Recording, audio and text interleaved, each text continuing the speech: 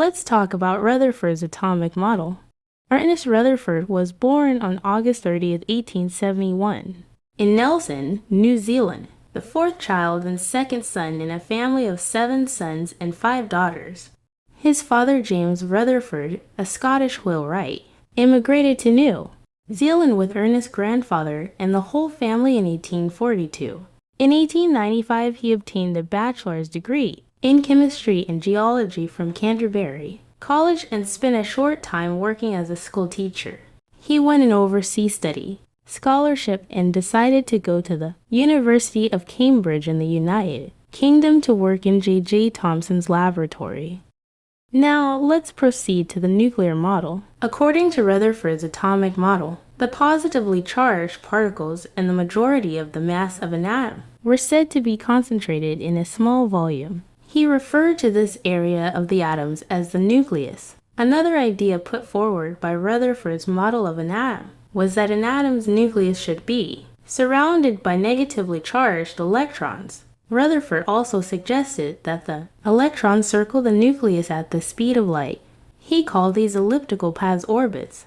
In 1909, Ernest Rutherford and his team conducted the famous gold foil experiment, also known as Geiger-Mersenne experiment. His idea was to probe the structure of atoms by firing alpha particles or helium ions at thin metal foil's gold foil. In this experiment, Rutherford used gold foil, which was an extremely thin sheet and was bombarded with positively charged alpha particles. He used alpha particles because they are very energetic and are heavier than other particles. Lead container acted as a source for alpha particles since he thought that the atom had a pudding-like structure with electrons and positively charged particles embedded in it. He expected that the alpha particles would just pass through. Instead, he found that the alpha particles scattered through different angles. The scattered particles were detected by the fluorescent screen, which emitted fluorescent spikes. He observed that most of the particles passed through the gold